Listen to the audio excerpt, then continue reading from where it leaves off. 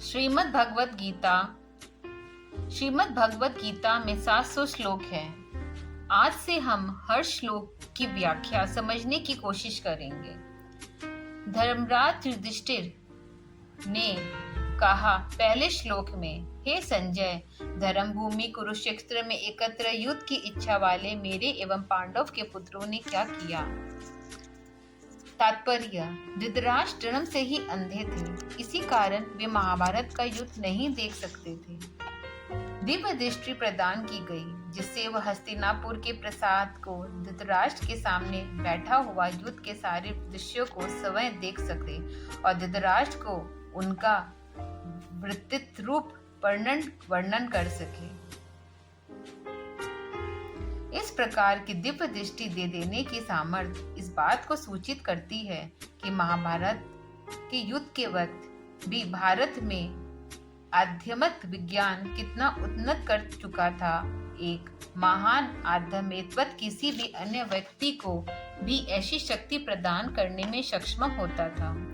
आज के भौतिक युग में जहाँ टेलीविजन, मोबाइल द्वारा दूरदर्शन दृश्य को एवं शब्दों का साक्षात दर्शन एवं श्रवण अपने कक्ष में बैठे बैठे करने में हम सामर्थ्य है, अतः महाभारत कालीन आध्यात्मिक विज्ञान का उपयुक्त चमत्कार आज असंभव नहीं प्रतीत होता है। अब प्रश्न ये है कि महर्षि व्यास ने क्यों नहीं धृतराष्ट्र को ही ऐसी शक्ति प्रदान कर दी कि वह स्वयं बैठे बैठे युद्ध के दृश्यों को देख सके, क्योंकि दिव्य दृष्टि तो आंतरिक विशेष आध्यात्मिक शक्ति है जो जन्मधर धृतराष्ट्र को भी सारी बातों को देख और जान लेने में सामर्थ बना सकती थी।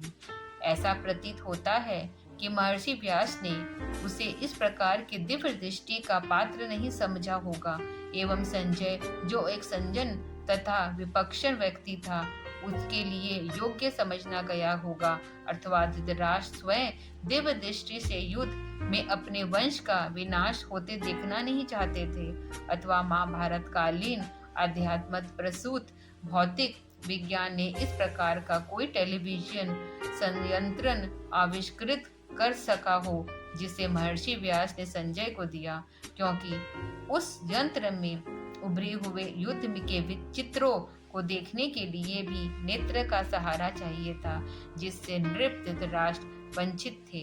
चाहे जो भी हो, उक्त प्रसंग से तत्कालीन भारत के विज्ञान का और ज्ञान का महान उत्कर्ष का पता चलता है। कुरुक्षेत्र को धर्मस्थल कहा गया है। युद्ध करना उस समय क्षत्रियोचित धर्म समझा जाता था और युद्ध में वे युद्ध के धार्मिक नियम उपनियमों को पालन करते थे। युद्ध में छल कपट का व्यवहार न कर वे अपने बाहुबल तथा युद्ध कौशल से शत्रु को पारिजात करने का विचार करते थे। महाभारत के युद्ध में कई अवसरों पर इस धर्म युद्ध की अवहेलना हुई है, जिसका पूर्वाभास धृतराष्ट्र को नहीं रहा होगा, अतः उक्त युद्ध स्थल को धर्मक्षेत्र कहा गया है। दूसरा श्लोक।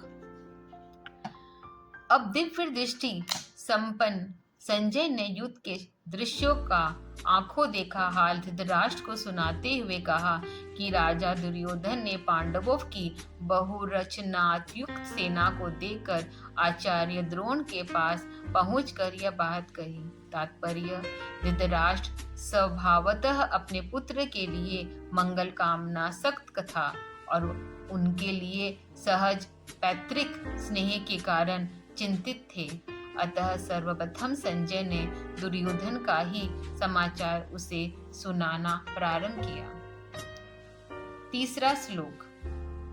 हे गुरुदेव, अपने बुद्धिमान शिष्य द्रुपद के पुत्र धृम्न द्वारा बहुहारकार सुसज्जित पांडव पुत्र की इस विशाल सेना को आप देखो। तात्पर्य, युद्ध कला विशेषज्ञ, शस्त्रों के प्रधान शिक्षक आचार्य द्रोणाधर का पक्ष लेकर युद्ध के लिए उद्यत थे।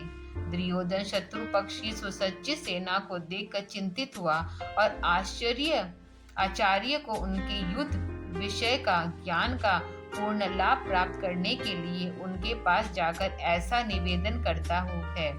ऐसा कहकर वह चाहता है कि आचार्य अपनी युद्ध कला का प्रयोग पांडव पक्ष के अपने शिष्य द्रुपदपुत्र की युद्ध कला से बढ़कर करे और दुर्योधन की सेना को अधिक अच्छे ढंग से युद्धभूमि में सुसज्जित करे। इस अभिप्राय से दुर्योधन आचार्य द्रोण का ध्यानाकर्षण अपनी तथा पांडवों की सेना के प्रमुख वीरों की ओर करता है। चौथा श्लोक।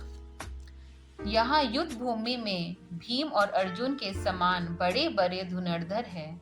इसके सात्विक विराट तथा महारथी द्रुपद हैं। तात्पर्य। पहले शत्रु पक्ष के वीरों का नाम लेकर दुर्योधन आचार्य के शौर्य भाव को उभारने का प्रयत्न करते हैं।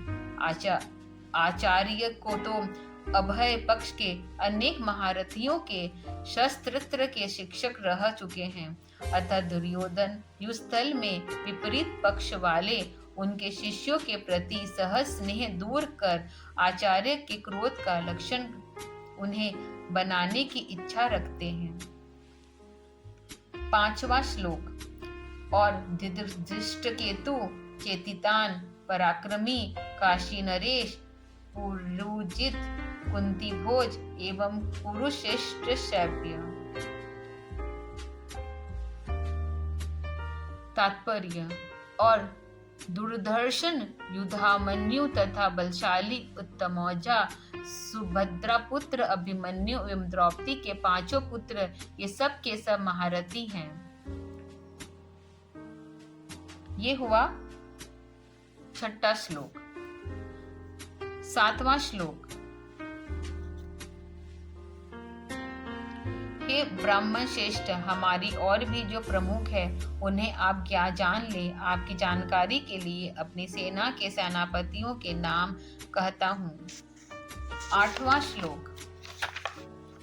आप स्वयं भीष्म पितामह एवं कर्ण तथा संग्राम जेता कृपाचार्य अश्वत्थामा तथा विकर्ण एवं सोमदत्त का पुत्र भूरिव्रवा।